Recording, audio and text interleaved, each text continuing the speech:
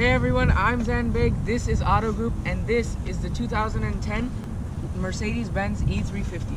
It's a 3.5 liter naturally aspirated V6. It has 268 horsepower and 258 pound-feet of torque, and it has these beautiful 17-inch wheels on it. Look very, very nice. So in the front it has those quad light type styles that Mercedes had at that time for this car. Of course, you got that 3-pointed star right there. And this just feels so luxurious. That's what we were saying when we were coming over here. It has the panoramic roof. And, you know, it's just such a solid car. This is what the Germans did back then so well. Everything is super solid. And then when you open the door, it sounds so, like, tank-like. And it's so solid, right? Then you come over here in the middle. It has a black interior. So, obviously, you know, most people prefer black interior. It adds a sense of, like, class and limo-like feel. And this, while you may think it's leather, it's actually MB-Tex, which is Mercedes' version of faux leather. So on the door, it actually has some nice stitching, and it does a really good impression on you, like it's leather. You got Harman Kardon sound system in here. You got the navigation package, and of course, like most Mercedes cars, you got this rocker switch for the lights, which is really awesome. You got burl walnut wood on the top over here with some accent satin chrome on the steering wheel and on the door panels to make it look very rich. Like this car feels very expensive, even though this isn't even real leather. The steering wheel is of course leather wrapped, and everything about this car, yeah, there's no two-tone in this interior. It's all black, and you got a lot of different textures such as the leather, MB-Tex, and a little bit of plastic here and there, but majority is all leather, just like the ES350 we tested last week. And in the back it has, I mean, the legroom is very minuscule. This is what the new E-Class, the E300, has improved on majorly, where the legroom is far more than this car. So this is set at my dad's position. He's 6'2", and I'm 6'2", and it's got a little inlay, just like performance seats for your knees, and those are at such a good angle where your knees go perfectly right there. But this isn't very comfortable. I'm very cramped here, just like in the ES350. The most comfortable back seat of any car that we have reviewed so far is the GS200T and the GSF, because those have like really big bolstered seats, and the seat, it has a lot of distance from you in the back. So now it's hard to get out also. Yeah, that doesn't look very pleasant. So anybody over about 5'10", 5'11" will look pretty weird getting out of that car. And anyways, overall the aesthetics of this car are so nice. Of course, this, first of all, the 3-pointed star makes you automatically look super rich. You know, it's a Mercedes Benz, and you can go out and buy this. Of course, it's an older E-Class, but it looks so classy and everything. All the lines and these big character lines going down the car give it this look that it's tilted, and it's tilted down at the front and taller at the back, although that's not really the case. It's just the lines that give you that sort of illusion. In the front, you got Mercedes' slanted grille over there. It's a very pretty car. The tires are Pirellis on this, and this specific one is Arctic white with a black interior. It has 78,000 miles on it. It's $18,000. Of course, you got your shark fin antenna, and then in the back you got your trunk, and here it is. Just a trunk size is pretty you know, short from like height perspective, but it does go in pretty deep, and I really like that. It goes in a lot more deep than I would expect, considering this car has such a short trunk look from here. Look, the seat pillar comes all the way back here, but you can put so much over here by the back. So anyway, for the interior, let's go ahead and start it up.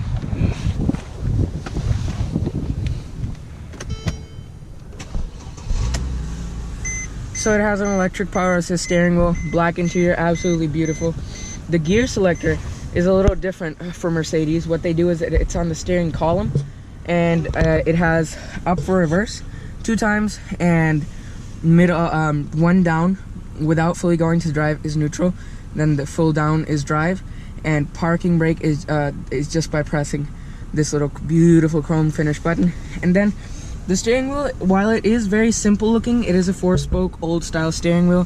What's great about it is that it has some chrome, satin chrome accents on it, and of course you got the shiny 3-pointed star. Then in the middle it has like a BMW iDrive type system, where You see it loads up like that. Mercedes Benz, very, very nice. It says do not let command distract you. This is the command system. This is what Mercedes' version is of all these infotainment systems. So it's controlled just like iDrive. So in the navigation system, you can scroll between your options. Obviously now, since it's 7 years old, the infotainment system screen looks pretty old. But now Mercedes has completely rehauled their system, the new command system, and it looks very, very nice. So materials are very good. Soft touch, soft touch, soft touch, all the way down here. None of this is leather except for the steering wheel, from what I know. And there are a lot of speakers up front. It's a beautiful Harman Kardon sound system. Panoramic roof, you can control that whenever you want. So the other interesting things this car has: power rear sunshade, paddle shifters -plus, and it's got really nice compartments under the seat. You pull it down and you could put some stuff in there. Obviously it's got a pretty nice glove compartment, also very deep, double shelf, felted, very, very nice. I love this interior. I thought it would be very boring and outdated when you would sit in it at first, especially with the new E300 with that double 12.3-inch display, but this looks very, very good. I still really like that. For its time, this was very good. So it's a pretty big 3.5 liter V6. It looks very, very nice. It looks actually, wow, that's really, really big.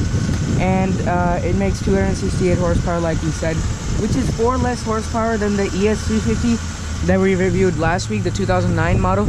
And this car didn't really change at all in specifications until big model changes, like before this generation and after this generation. So that's what it makes under the hood. It's pretty nice, clean looking engine. It doesn't have those covers like the Lexus did, but of course enthusiasts prefer mostly this type of stuff open. It's very, very nice and clean. So the reason we are reviewing this car today is because at 7 years old, this car does not look 7 years old. It looks so nice and clean. You got that beautiful white exterior, beautiful black interior, so many exquisite materials, and obviously you got that Harman Kardon sound system, panoramic roof. All that just for how much? $18,000.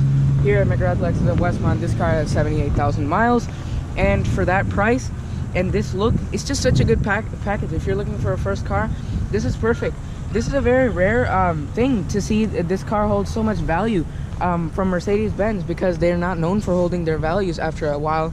Being at 7 years old, 1 year model year after the ES350 that we tested, the price is actually a little bit more than that ES350. It's $18,000, and obviously this is in very good condition.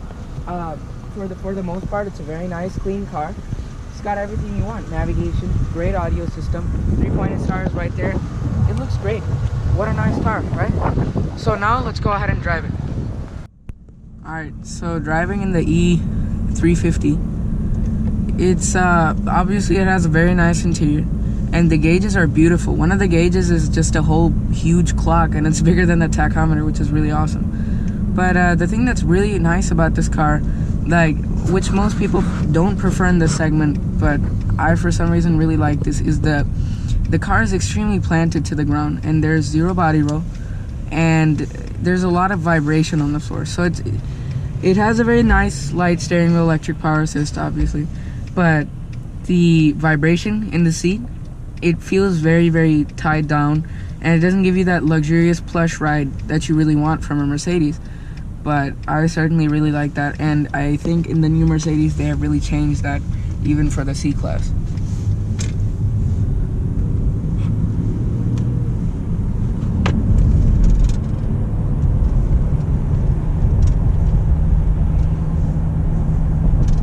Otherwise, it's very comfortable. The seats are nice and stiff, but they keep you in place, and they're very well bolstered.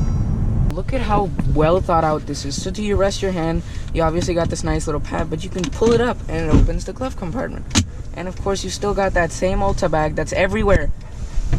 And then you got this other compartment over here to put your stuff, which is really nice. It's like a little net piece. And these climate controls are so nice. They're all digital. And when you up it, look at that. That's so cool. When you turn up the climate speed and then the temperature, it looks really nice. This car is rear wheel drive, and it has a 7-speed automatic transmission. You have paddle shifters also.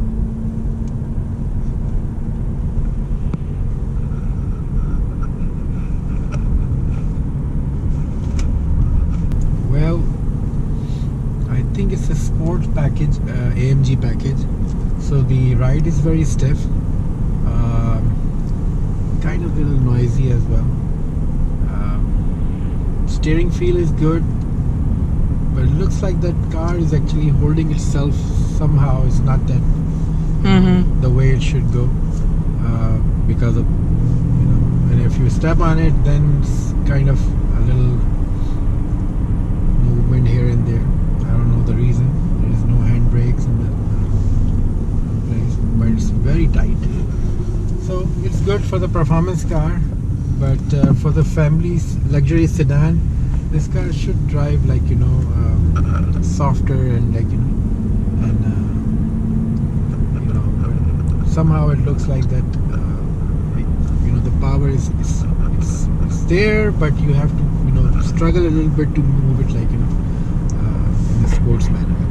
Yeah, I agree, because it feels that it should be very fluent. Like the ES350 that we tested last week was 4 more horsepower, but that literally makes no difference in making a car fly and a car staying planted. That car is not planted at all. It has a lot of body roll, but the power is there, and the power is always there. And when you step on it, when it downshifts a gear, it goes really well. But no doubt, if you're into performance and stuff, the body roll is so minuscule in this car. It's very tied down, and that's very good.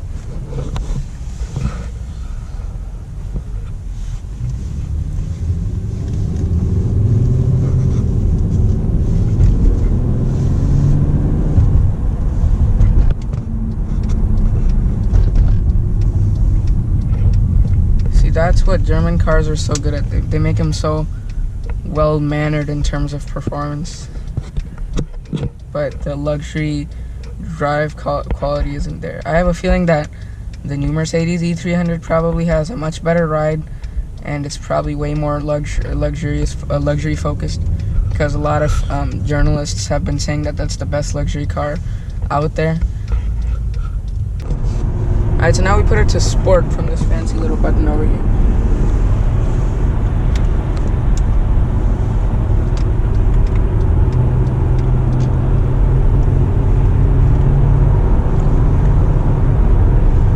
Wow, the lane changes are fantastic in this car. You don't have to worry about not making a quick one, because there's no body roll, it just goes.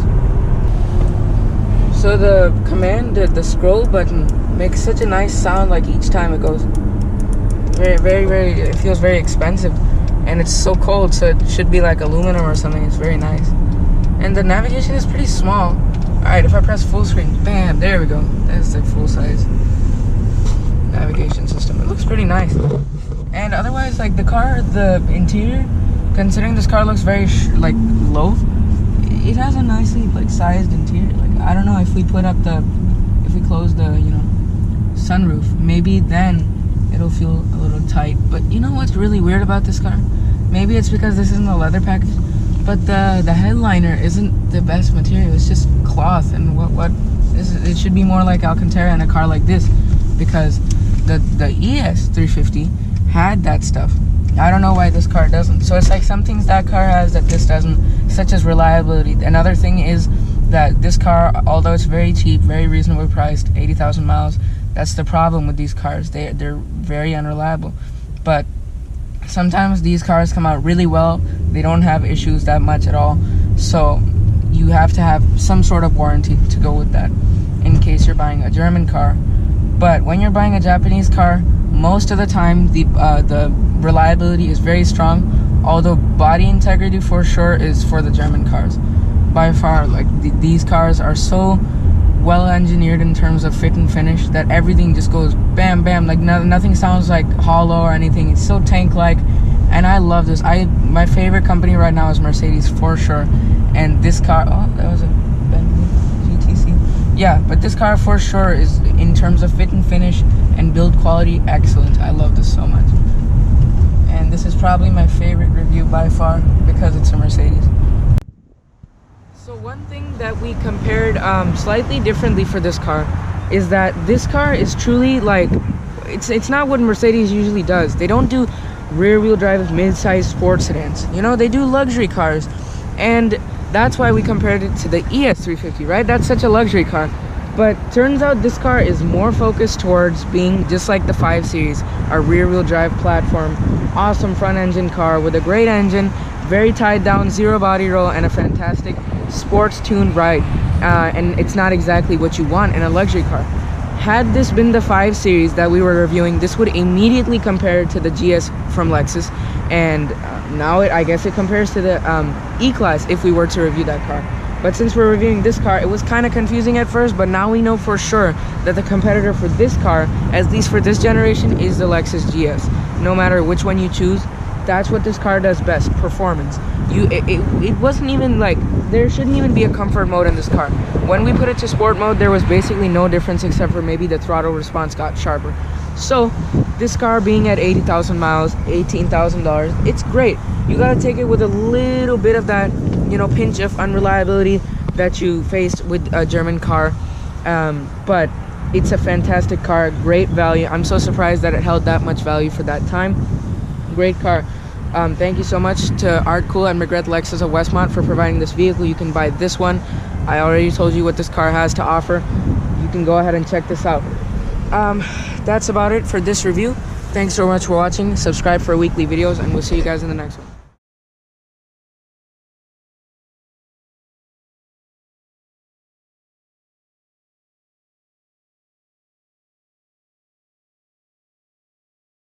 So what's awesome about this car is that at being 7 years old, and of course depreciation stuck like that, stuck बोल दिया ना stuck की वजह से, और बातें बताते हैं यूज प्राइस की बजाय, सही है पहले. Alright, so what's awesome about this car, दोबारा अच्छा बहुत मुश्किल हो जाती है अभी, सही शुरू है अच्छा. Hey everyone, this is Auto Group. I'm Zan Big, and this is the white नहीं white ना क्यों कह देता मैं शक्ल गलती से एक सेकंड. Okay, ready? दूर का शॉट लो. अरे यहाँ पे खड़ा है, सही? हाँ. और तुम वहाँ पे खड़े. गाड़ी दिखा दूँ? गाड़ी दिखा दो. अभी रोकना मत. रोकी तुम? नहीं. Ready? उधर रहो थोड़ा. ऐसा दूर ना, तू आवाज़ है चल रहा है. अच्छा. This design, before they updated it to the latest one, had these like